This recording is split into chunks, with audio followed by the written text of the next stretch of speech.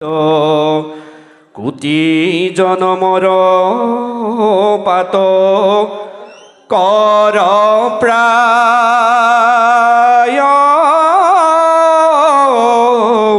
চিত। কৃষ্ণ কৃষ্ণ। পঞ্চভূতে নানা শৰীৰ স্ৰজিয়া প্ৰৱেশী তাতলীলায় কৰণত শুভন জিতু নাৰায়ণ প্ৰণামো তাংক সদায়। হেহি কৃপাময় মোৰ বাক্যচয় অলংকৃত কৰন্তোক শৃংগাৰাদি নানা ৰখেবা জহৌক আনন্দে লোক শুনুক। শৃংগাৰাদি নানা ৰখেবা জহৌক আনন্দে লোক শুনুক।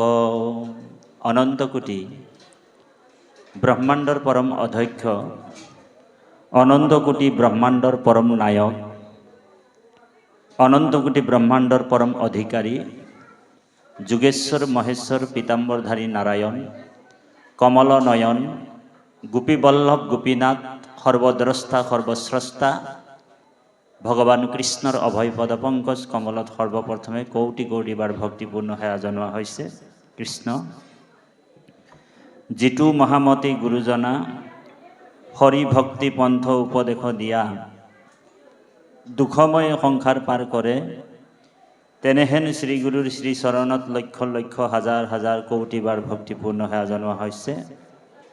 শ্ৰীমন্ত শংকৰদেৱ সংঘ ডিব্ৰুগড় জিলা শাখা কৰুণাময় প্ৰাথমিক শাখাৰ আজি ৰূপালী জয়ন্তী উপলক্ষে দুদিনীয়া কাৰ্যসূচীৰে আজি দ্বিতীয় দিৱস দিনা কলিযুগৰ শ্ৰেষ্ঠতম জ্ঞান যজ্ঞ কল্পতৰু শাস্ত্ৰ যজ্ঞ বহুত আছে, তাৰ ভিতৰত শ্ৰেষ্ঠতম যজ্ঞ হৈছে জ্ঞান যজ্ঞ।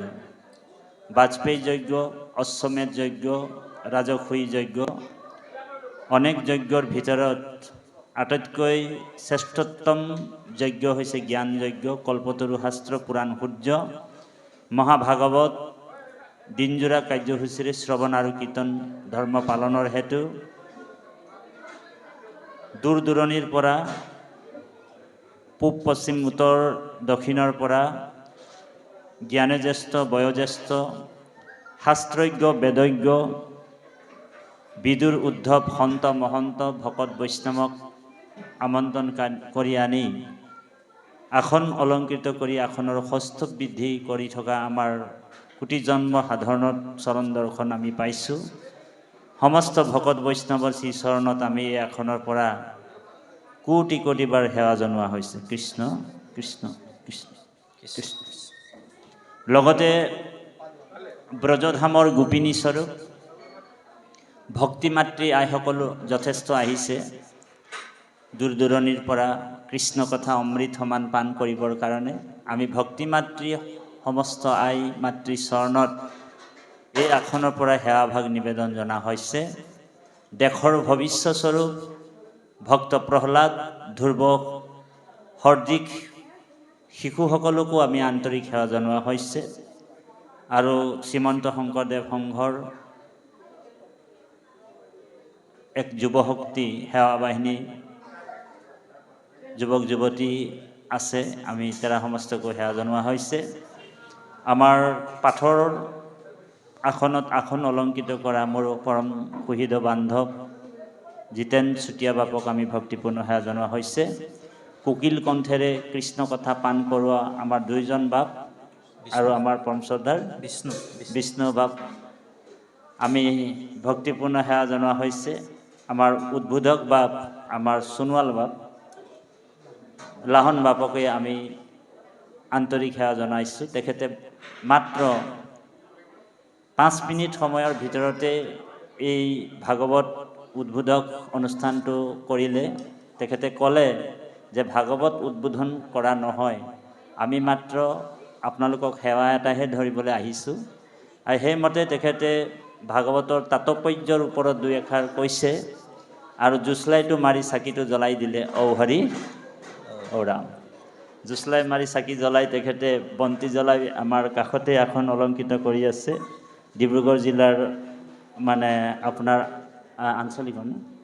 আঞ্চলিক শাখাৰ সম্পাদক, সভাপতি আৰু জিলা সদস্য মাধৱ বৰা বাপ, আৰু লগতে অনেক আমাৰ গুৰু দায়িত্বত থকা বিষয়ববীয়া আছে, জিলা শাখা, প্ৰাথমিক শাখা, সমস্তৰে শ্ৰীচৰণত আমাৰ হৃদয়ৰ পৰা ভক্তিপূৰ্ণ সেৱা জনোৱা হৈছে। আৰু আমাৰ পৰম শ্ৰদ্ধাৰ বাপসকলক, যি উদ্যোক্তা মণ্ডলীয়ে আপোনালোকক কৃষ্ণ কথা নিজেও শ্ৰৱণ কৰি আৰু আনকো উপকাৰ কৰিবৰ কাৰণে এই পবিত্ৰ অনুষ্ঠানটো আয়োজন কৰিছে। আজি এই ৰূপালী জয়ন্তী উপলক্ষে তেখেতলোকে অন্য বিশেষ অনুষ্ঠান নাৰাখি ভাগৱতৰ অনুষ্ঠান ভাগ ৰাখিছে। ইয়াৰ উদ্দেশ্যটো হৈছে লক্ষ্য আৰু উদ্দেশ্য মহান।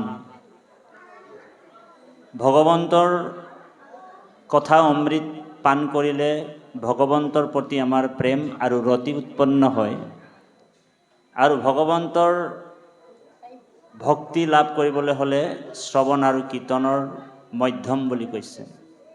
শ্ৰৱণ কীৰ্তনে বৈকুণ্ঠক যায়, ধৰ্ম অৰ্থ কাম মুখ্য সবে আত পায়। এই শ্ৰৱণ আৰু কীৰ্তনৰ যোগেদি জীৱৰ কল্যাণ। আপোনালোক জানে এই বৈকুণ্ঠৰ পুৰাণ সূৰ্য মহাভাগৱত স্বৰ্গৰ কল্পতৰু হৈছে পাৰিজাত ফুল, পাৰিজাত বৃক্ষ, আৰু লগতে বৈকুণ্ঠৰ কল্পতৰু হৈছে মহাভাগৱত, আৰু মৰ্ত্যৰ কল্পতৰু হৈছে ভকত। বোলে ভকতক আপুনি যি বিচাৰে ভকতৰ পৰা সকলো পাব পাৰে আশীৰ্বাদৰ যোগেদি। আৰু বৈকুণ্ঠৰ কল্পতৰু মহাভাগৱতৰ আপুনি যি বিচাৰে ভাগৱতৰ পৰা আপুনি ধৰ্ম অৰ্থ কাম মুখ্য পাব পাৰে। আৰু লগতে স্বৰ্গৰ পাৰিজাতৰ পৰাও অনেক ফল লাভ কৰে। গতিকে এই পুৰাণ সূৰ্য মহাভাগৱতৰ পৰা অকল ধৰ্ম অৰ্থ কাম মুখ্যই নহয়, পৰমাত্মা ভগৱন্তৰ লগত বিলীন হোৱা যি উপায়, যি পদ্ধতি এই মহাভাগৱততে আছে। সেইকাৰণে জ্ঞানীসকল, ভকতসকল নিৰন্তৰে শ্ৰৱণ আৰু কীৰ্তন ভগৱন্তৰ কৰে। এই উদ্দেশ্য মহান। আৰু এই মহাভাগৱত অনুষ্ঠানটোৰ যোগেদি জগতৰ হিত হয়। আজি এই অঞ্চলটোত যদি কোনোবা এজন অসৎ পথত চলি থকা ব্যক্তি আছে, এই অসৎ পথৰ ব্যক্তিজনক সৎ পথলৈ ঘূৰাই আনিবৰ কাৰণে আজি আমাৰ এনেকুৱা মহান মহান পবিত্ৰ অনুষ্ঠানবিলাক হয়। আৰু ইয়াৰ উদ্দেশ্যটো সেইটোৱে, আমি ভাগৱতৰ আয়োজন কিয় কৰোঁ, যে কোনোবা এজন বিপথে পৰিচালনা যদি হৈ আছে মানুহ, তেওঁক সৎ পথেৰে যদি আমি আনিব পাৰোঁ ভাগৱতৰ কথা শ্ৰৱণৰ যোগেদি বা ভাগৱতৰ কীৰ্তনৰ যোগেদি, তেনেহ'লে প্ৰথম কমিশ্যনটো কিন্তু উদ্যোক্তা মণ্ডলীয়ে পাই যায়। ঔ হৰি ৰাম। আৰু দ্বিতীয় কমিশ্যনটো কোনে পাব? আমাৰ পাঠকীসকলে পাব। গতিকে এইটোৱেই হৈছে মহাভাগৱতৰ দৰ্শন। ৰজা পৰীক্ষিত যিহেতু 7 দিনৰ ভিতৰত মৰিব, 7টা দিন ৰজা পৰীক্ষিতৰো, আৰু আমি মনুষ্যৰ জীৱশ্ৰেষ্ঠ মানৱৰো 7টা দিন, হয়নে বাৰু? কাৰণ 8 নম্বৰ দিন কোনো কেলেণ্ডাৰতে নাই, আছেনে? নাই। 7টা দিনৰ ভিতৰত ৰজা পৰীক্ষিতো মৰিব আৰু আমিও 7টা দিনৰ ভিতৰত মৰিব লাগিব। হিন্দীত এটা কথা আছে, লাখো বৰছ জিও লেকিন মৰনা হে, বোলে 1 লাখ বছৰ জীয়াই থাকিলেও আমি মৰিবই লাগিব, কাৰণ এইটো মৰ্ত্যধাম বুলি কোৱা হৈছে। এইটো কি? মৰ্ত্যধাম। ইয়াত আমি জন্ম হোৱাৰ লগে লগে জৰা আহিব, ব্যাধে আমাক ধৰিব, জন্ম জৰা ব্যাধ আৰু মৃত্যু। আমাৰ জীৱশ্ৰেষ্ঠ মানৱেই নহয়, সমস্ত জীৱই এই 4টা অৱস্থা পায়নে? জন্ম হ'ল, জৰা আহিল, তাৰপিছত ব্যাধে ধৰিব আৰু আমি মৰিব লাগিব। গতিকে এই জন্ম জৰা ব্যাধ মৃত্যু,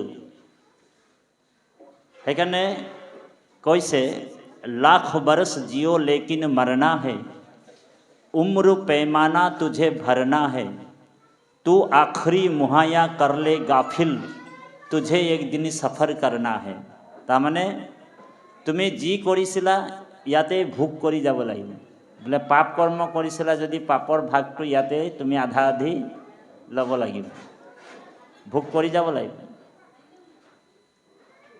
আৰু পুণ্যও যদি কৰিছা তেনেহ'লে পুণ্যৰ ভোগটো ইয়াত আধা কৰিব লাগিব। আৰু বেলেগ পানিছমেণ্টবিলাকতো আছেই বাৰু, যেনেকৈ আমাৰ কাষে কাষে আশে পাশে যে থানাবিলাক থাকে, থানাৰ পৰা আমাক সৰু সুৰা পানিছমেণ্ট যদি হয় তেনেহ'লে সৰু সৰু থানাবিলাকত ভৰাই ৰাখি দিয়ে।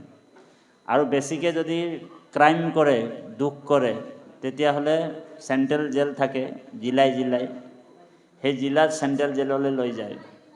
আৰু তাতোতকৈ যদি বেছি ক্ৰাইম কৰে তেতিয়া কি কৰে, কালাপানী সাজাই দিয়ে। কালাপানী মানে আপোনাৰ একেবাৰে তাত মেলি দিলে মানে আৰু আপুনি ঘৰলৈ ঘূৰি আহিব নোৱাৰে। বোলে তাতোতকৈ যদি ডাঙৰ অপৰাধ কৰে তেনেহ'লে নৰকৰ শাস্তি দিছে ভাগৱতত, সেই শাস্তিবিলাক খাব লাগে। গতিকে আমি জন্ম যেতিয়া লৈছোঁ আমি মৰিব লাগিব। ৰজা পৰীক্ষিত 7 দিনৰ ভিতৰত মৰিব অভিশাপ পাইছে। আৰু গংগা নদীৰ পাৰত 60,000 ততোধিক ঋষিমুনি একত্ৰিত হয় ৰজা পৰীক্ষিতে মৃত্যুৰ ভয়ৰ পৰা পৰিত্ৰাণ পাবৰ কাৰণে উপায় বিচাৰিছে। যেতিয়াই ৰজা পৰীক্ষিতক শৃংগী মুনিয়ে, শ্ৰমিক মুনিৰ পুত্ৰ শৃংগী মুনিয়ে অভিশাপ দিলে, 7 দিনৰ ভিতৰত তই মৰিব লাগিব, সেই বুলি অভিশাপ দিছিল। তাৰমানে পিতৃৰ ডিঙিত এডাল মৰা সাপ ওলমাই দিছিল। এই মৰা সাপটো জীয়া সাপ হৈ কিনে 7 দিনৰ ভিতৰত তক্ষক হৈ তোমাক মাৰি পেলাব, সেই বুলি অভিশাপ দিছিল। আৰু ৰজা পৰীক্ষিতে ডাঙৰ ডাঙৰ ডক্টৰক মাতিছিলে। আমাৰ প্ৰাথমিকতো 3জন ডক্টৰ ওলাইছে বুলি শুনিছোঁ। হৰি ৰাম, সেৱা থাকিল, তেখেতলোকৰ ভৱিষ্যত উজ্জ্বল হওক। গতিকে ডাঙৰ ডাঙৰ স্পেচিয়েলিষ্ট মাতিলে, ডাঙৰ ডাঙৰ ডক্টৰ মাতিলে যে মৃত্যুৰ ভয়ৰ পৰা পৰিত্ৰাণ পোৱাৰ কিবা উপায় আছে নেকি। আৰু সেই মৃত্যু ভয়ৰ পৰা পৰিত্ৰাণ পোৱাৰ উপায় বিচাৰি ডাঙৰ ডাঙৰ স্পেচিয়েলিষ্ট মাতিছে। ৰাজ ঋষি, মহ ঋষি, দেৱ ঋষি আৰু ব্ৰহ্ম ঋষি মাতিছে। 4 প্ৰকাৰ ঋষি, হয়নে বাৰু? এনেকুৱা ঋষি অগস্তি, পুলস্তি, অংগিৰা, ভৃগু, সেই ঋষিসকলে সাগৰকো গিলি খাই দিব পাৰে। এনেকুৱা ঋষি।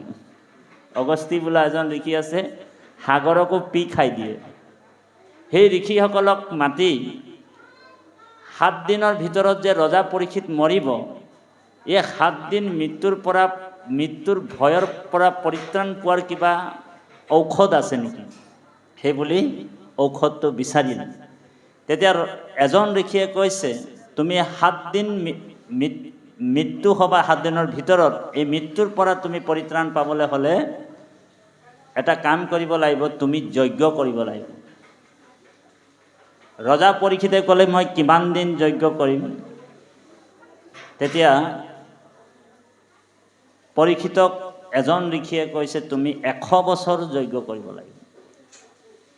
ৰজা পৰীক্ষিতে কৈছে মই জীয়াই থাকিম মাত্ৰ 7টা দিন আছে আৰু তুমি যজ্ঞ কৰিবলৈ কৈছে কিমান দিন? 100 বছৰ। তো গতিকে এই দৰৱটো মোক দৰকাৰ নাই, তাৰমানে এইটো নাকচ কৰিছে দৰৱ, কেঞ্চেল। কাৰণ মই 7 দিন জীয়াই থাকিম মাত্ৰ, মোৰ সময় আছে মাত্ৰ 7টা দিন, আৰু তুমি যজ্ঞ কৰিবলৈ কৈছা কিমান? 100 বছৰ। গতিকে সেই দৰৱটো নাকচ কৰি দ্বিতীয় এজন ঋষি উঠি কৈছে তুমি মৃত্যুৰ ভয়ৰ পৰা পৰিত্ৰাণ পাবা, কিন্তু তুমি এটা কাম কৰিব লাগিব। বোলে কি কাম? তুমি দান কৰিব লাগিব। কিমান দিন দান কৰিব লাগিব? বোলে 9 মাহ দান কৰিব লাগিব। তেতিয়া ৰজা পৰীক্ষিতে কৈছে মই মাত্ৰ 7টা দিনহে জীয়াই থাকিম, আপুনি 9 মাহ যদি দান কৰিবলৈ মোক কয় মই কেনেকৈ কৰিম? হয়নে বাৰু?